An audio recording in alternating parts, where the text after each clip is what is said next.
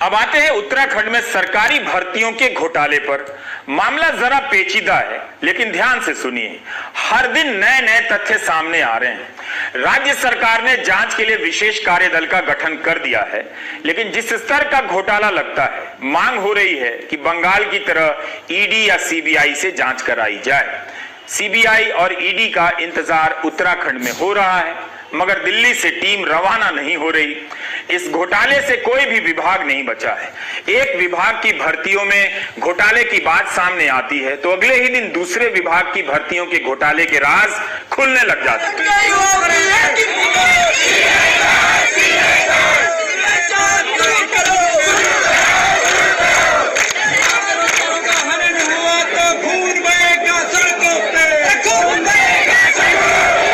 राज्य में आए दिन तमाम युवा संगठन इस घोटाले को लेकर प्रदर्शन कर रहे हैं। 15 जून को राज्य विधानसभा में कांग्रेस विधायक भुवन कापड़ी ने यह मुद्दा उठाया।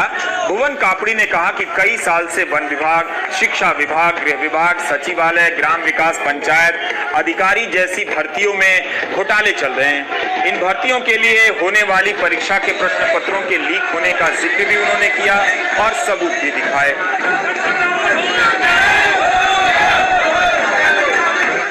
2016-17 में वीडियो का एग्जाम रद्द हुआ, जो कि अधीनस्थ सेवा चयन आयोग के द्वारा कराया गया। फॉरेस्ट गार्ड भर्ती, जिसमें खुला आपको सोशल मीडिया के माध्यम से देखने को भी मिला कि खुली इसमें धांधली हुई और 57 लोगों पर कार्रवाई करी।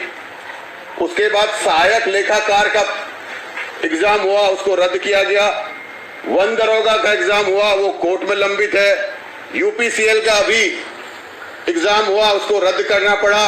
वीडियो वीपीडीओ का एग्जाम हुआ, उसमें सारे लोग कोर्ट गए हुए हैं।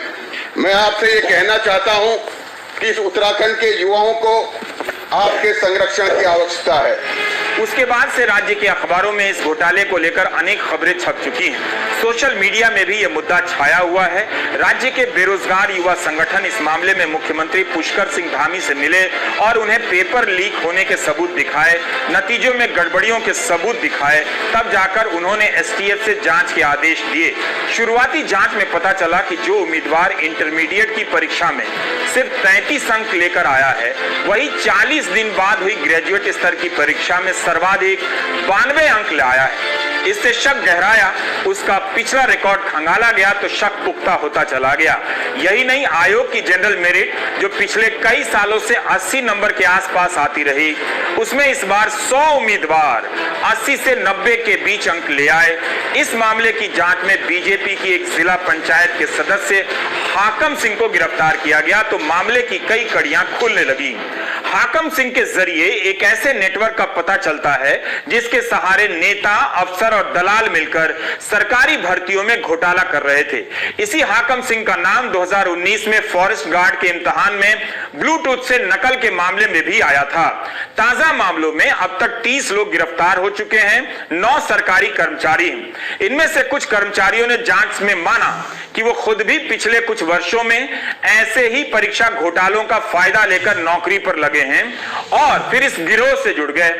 ऐसे में यूके SSSC की छवि का आलम यह है कि लोगों ने अब इस संस्था को उत्तराखंड सगे संबंधी सिलेक्शन कमीशन कहना शुरू कर दिया है। क्या? सगे संबंधी सिलेक्शन कमीशन। 2016 में उत्तराखंड अधीनस्थ सेवा चयन आयोग की भर्ती से घोटाला खुलकर सामने आता है।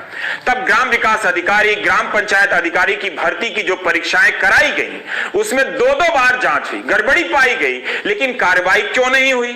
यह तो और भी गंभीर मसला है कि कांग्रेस की सरकार के दौर में घोटाला हुआ और बीजेपी की सरकार में कार्रवाई नहीं हुई। क्या इसलिए नहीं हुई कि इस रास्ते बीजेपी के राज में भी घोटाले को जारी रखना था?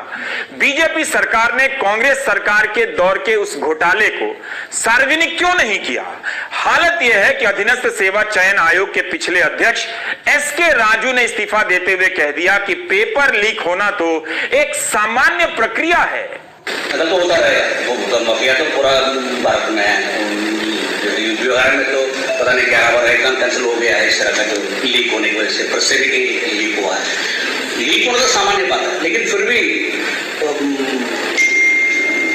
बच्चे परेशान हैं। अधीनस्थ सेवा चयन आयोग की ताजा भर्ती घोटाले की अब सीबीआई जांच की मांग हो रही है, क्योंकि मामले के तार उत्तराखंड से लेकर उत्तर प्रदेश तक फैले हुए हैं। ऐसा ही आरोप 2020 में बीजेपी की सरकार में सहकारिता विभाग पर भी लगा। कांग्रेस के वरिष्ठ नेता गणेश गोदियाल ने आरोप लगाया कि सहकारिता मंत्री धन सिंह रावत ने यूके SSS के बजाय सैकड़ों पदों पर भर्ती का काम एक निजी एजेंसी को दे दिया। उनके मुताबिक मई जून में भर्ती इम्तिहान हुए उत्तराखंड से दूर नोएडा में, और वो भी ऐसे समय में जब कोविड का गंभीर दौर था। आने जाने पर तमाम पाबंदियां थी। उन भर्तियों पर यूके SSS के तत्कालीन अध्यक्ष एस राजू ने भी संदेह जताया और कहा कि मेरे कहने के बावजूद FIR दायर नहीं हुई। वैसे एस राजू के दौर में हुई कई परीक्षाएं संदेह के घेरे में।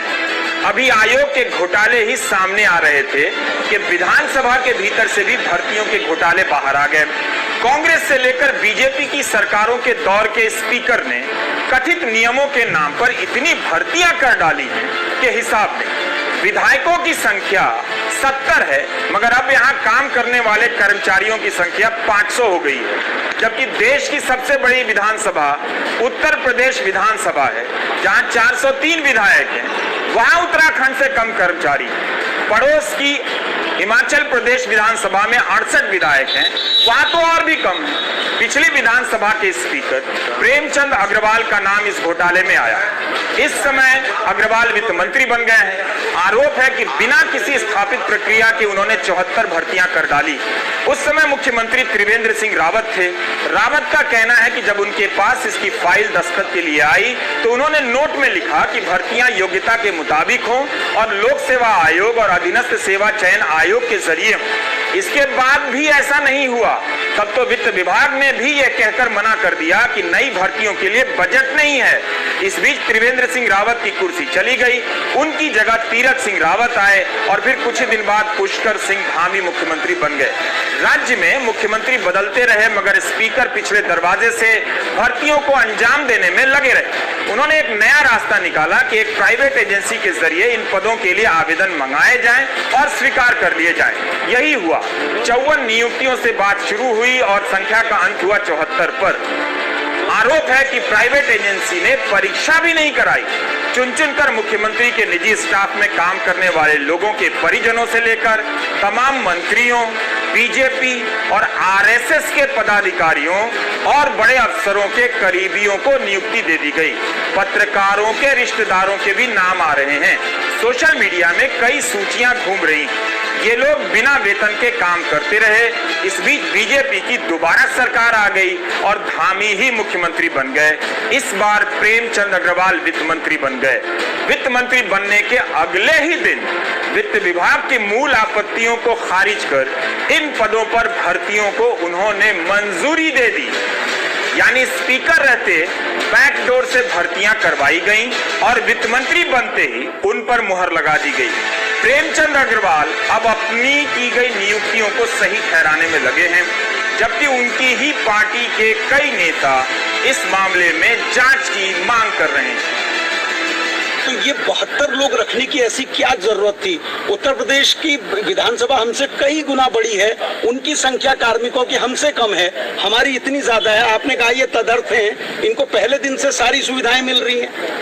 आपको फिर मैं कह रहा हूं कि आवश्यकता अनुसार जब भी आवश्यकता होती है विधानसभा अध्यक्ष उस आधार पे उनकी मैन पावर को रखने का उसको अधिकार रखते हैं। सर, ये 72 लोगों के लिए जैसे आपने 35 लोगों की विज्ञप्ति निकाली, उनके लिए विज्ञप्ति निकाली थी या फिर इनको कैसे भर्ती? टेम्परेरी अरेंजमेंट है, मैंने कहा ना आपको। कोई विज्ञप्ति नहीं निकाली? नहीं, इसमें विज्ञप्ति लगाने का कोई मतलब नहीं है। टेम्परेरी अरेंजमेंट है। टेम्परेरी अरेंजमेंट वालों को टाइप 2, टाइप 3, टाइप 4 के मकान भी दे दिए गए। नहीं, वो मुझे जानकारी नहीं है। अच्छा सर, उसमें ये भी कहा जा रहा है कि आपके PRO और आपके भी कई करीबी लोगों के संबंधी। अरे भाई मैंने ये नहीं कहा कि कोई नहीं है ना, लेकिन सब नियमानुसार हुआ है। फाइल तो ये काफी दिन से चल रही थी और मैंने उसमें अंत में के नोट लिखा था कि जो भी भर्तियां करनी है उनको पूर्ण पारदर्शिता के साथ और आयोग से कराई जाए। फिर मार्च के महीने में मैं हट गया उसके बाद क्या हुआ उसकी जानकारी मुझे नहीं है। ये अभी जब समाचार पत्रों के माध्यम से मुझे जानकारी मिली कि विधानसभा में भर्तियां हुई हैं और तथाकथित रूप से उसमें अपनों को नौकरियां दी गई हैं, ये मुझे समाचार पत्रों के माध्यम से ज्ञात हुआ। गनीमत है कि ये घोटाला बिहार में नहीं हुआ, वरना जांच से पहले तेजस्वी यादव जेल में डाल दिए जाते। उत्तराखंड के वित्त मंत्री प्रेमचंद अग्रवाल ने स्पीकर रहते हुए जिस रास्ते से कथित रूप से भर्ती घोटाले को अंजाम दिया, उसी रास्ते से हरीश रावत की सरकार के वक्त विधानसभा स्पीकर रहे गोविंद सिंह कुंजवाल ने भी काम किया है। जबकि प्रेमचंद अग्रवाल को पिछली भर्तियों को लेकर कार्रवाई करनी चाहिए थी, लेकिन नहीं की। कांग्रेस के समय के स्पीकर ने तो क्लास 2 से लेकर क्लर्क तक की 154 भर्तियां बैकडोर से कर डाली। यह इतनी छोटी संख्या भी नहीं है कि स्पीकर रहते हुए प्रेमचंद अग्रवाल की नजर ना पड़ी हो। कांग्रेस के स्पीकर ने तो बेटे और बहू समेत कुंजवाल कुल के 8 सदस्यों को नौकरी दे दी। बेटे और बहू को क्लास 2 का अफसर बनाया। कुंजवाल ने पहले कहा कि वे इस योग्य थे कि उन्हें क्लास 2 अफसर बनाया जाए, और उन्होंने अपने उसी विशेषाधिकार का इस्तेमाल किया जिसका इस्तेमाल उनके पूर्ववर्ती स्पीकर करते रहे। स्थानीय अखबारों के मुताबिक अब वो कह रहे हैं कि इस मामले में वो माफी मांगने के लिए तैयार हैं और इस मामले में अपने बच्चों को नौकरी देना नैतिक तौर पर गलत फैसला था। मेरे ऊपर एक आरोप ये लगा दिया गया, कल ये लगाया कि आपने अपने लड़के और अपनी बहू को लगाया है। तो मैं बताता हूँ, इस प्रदेश के मुख्यमंत्री ने भी अपनी बहू और लड़कियों को लगाया है। ये प्रारंभ से परिपाटी चली है। मुख्यमंत्री की सिफारिश पर लोग लगे हैं, उनके रिश्तेदार लगे हैं। उसमें मेरा साफ ये कहना है, मैंने 158 नियुक्तियां करी हैं। उसमें मैंने अपने जनपद, अपने क्षेत्र से लेकर के प्रदेश के, मतलब ऐसा क्षेत्र कोई नहीं होगा जहाँ की नियुक्तियां मैंने नहीं करी हूँ। और बहुत से नेताओं की सिफारिश पर भी मैंने नियुक्तियां करी हैं। और मैं दावे के साथ कह सकता हूँ, पूर्व मुख्यमंत्री की सिफारिश पर भी काम हुआ होगा, लगे होंगे एक आध। कुछ अधिकारियों की सिफारिश पर भी मैंने लगाए हैं। इतने साल से नौकरी का मुद्दा राजनीति के केंद्र में है, फिर भी इसकी पारदर्शी व्यवस्था नहीं बन पाई। रोजगार के क्षेत्र में युवाओं की हिस्सेदारी घटती जा रही है।